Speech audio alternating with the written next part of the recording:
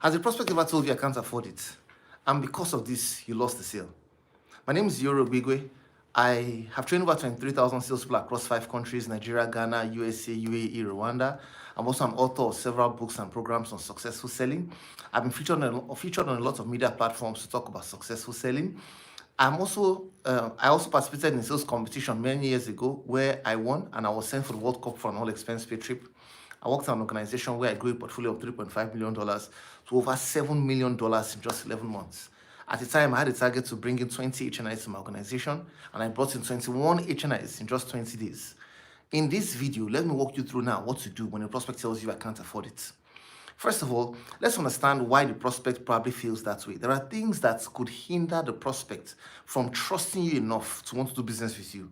And one of the ways that could, and in their mind, they want to excuse themselves out of the conversation to not do business with you. And one of the things is the personal appearance of the salesperson. How you appear, how you dress. Now, the prospect assumes that the way the salesperson dresses will be based on the value, will determine the value of the product.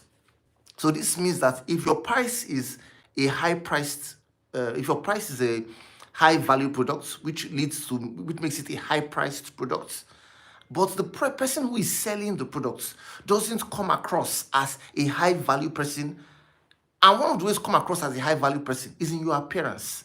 And of course, in your communication, your vocabulary, your choice of words when you speak.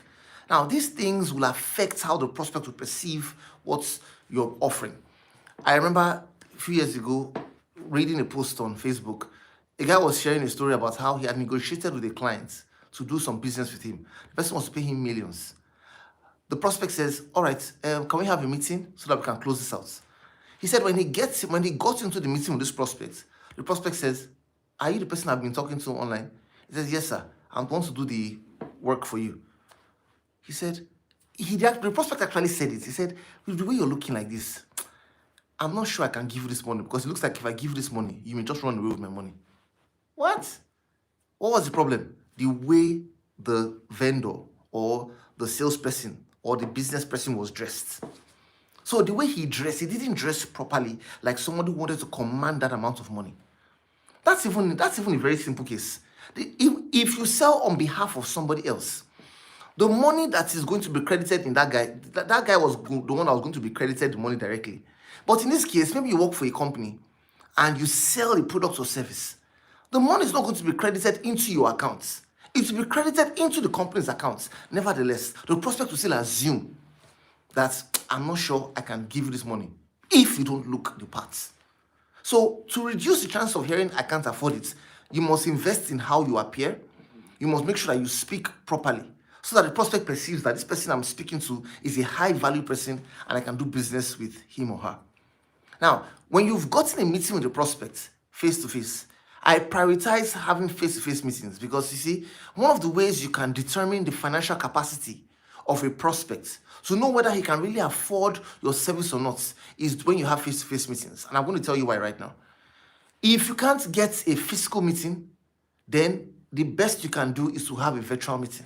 Always try to get a physical meeting first. If the physical meeting won't be possible, opt for a virtual meeting. A virtual meeting with your camera turned off is just a phone call. So don't waste the prospect's time. Ensure that if you have a virtual meeting, maybe on Zoom or Teams, your camera is turned on, the prospect's camera is turned on. Someone says, but I prefer WhatsApp. Don't suggest WhatsApp to the prospects. Suggest Zoom, Teams, share a link. If the prospect says, I'm not comfortable, I don't want to use these platforms, can we do WhatsApp? Then you can do the WhatsApp call for the virtual meeting. Now, the moment you're on the call with the prospects, you want to ask questions. You want to ask questions. And the most important kind of question to ask now is what we call open-ended questions. When you begin the conversation, you see, when you want to determine the financial capacity of the prospect, how you start the conversation will determine if you'll be able to determine its financial capacity. If I start the conversation by asking you, sir, how is business? And he says, fine. All right, sir, we have a product, and our product is called, at this point in time, you are already trying to sell, to communicate value. You have not determined its financial capacity. Or you begin a conversation by asking, sir, what are the things you're looking for in a house? What are the things you're looking for in an insurance policy? What are the things you're looking for in a tech solution? You're already heading towards the product's direction, talking about the product. No. When you begin a sales conversation, let the prospect talk about themselves first. Let them talk about themselves. Ask for permission to ask questions. Mr. Prospect, thank you for having me. When we have meetings like this, we normally like to ask our clients a few questions. Hope you don't mind. Can I go ahead, please? Yes, go ahead. Then you begin by asking an open-ended question that lets you get information about him or her. When you do that, you're going to be looking out for a few things to test for financial capacity. See, financial capacity is one of the easiest things to find. But you have to, like a goalkeeper, waiting for that ball to enter his net, you are looking for these things I'm going to share with you right now. There are signs of financial capacity. And these signs I'm going to mention, they do not exist independently.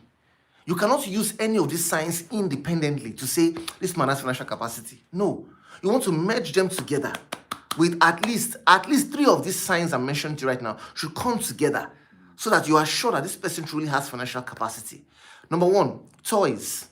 When I say toys, I'm talking about the clothes he wears, wristwatches, pens, shoes, cars, any gadgets, all those things come under one umbrella, toys. Maybe you see the prospect is the latest phone that just came out and the phone costs about 10 million. Maybe he's wearing a very expensive watch that costs $100,000. All these things are just one aspect, but on their own, individually, you can't determine his financial capacity. So number 1, toys. Number 2, his assets. What kind of investments does he have? Number 3, if he's a business person, does he have business expansion plans? Number 4, if he's an employee, what's his professional rank? Number 5, does he have a popular family name? What's his social circle like? Who are his friends? Number 6, what's his lifestyle? Does he travel a lot? Number 7, if he has a lot of staff, if he runs a business and he has staff, does he have a lot of staff? How many staff does he have? All these things I've mentioned right now, they will give you an idea of his financial capacity. What's his current residence? Number 8, where does he live? This means that any of these things I've mentioned, if you combine 3 of them, and these 3 are present in the prospects, you'll be sure that he has the financial capacity to do business with you. So that way, you can reduce your chances of hearing, I can't afford it, because you'll be speaking to the right person.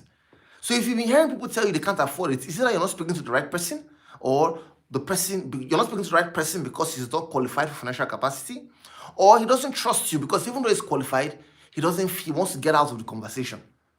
So, ladies and gentlemen, I want you to practice this right now so that you can be able to determine financial capacity. You ask open-ended questions. If you ask open-ended questions that let the prospect explain and explain and explain and explain. Yesterday's video, I think I went deep into that. I'll drop a link here for yesterday's video so that you can be able to watch that. How to ask open-ended questions.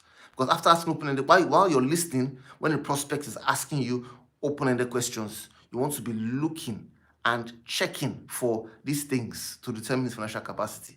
At the end of the conversation with this prospect, ladies and gentlemen, if for any reason the prospect says, I can't afford it, you would say, Mr. Prospect, is price your only concern?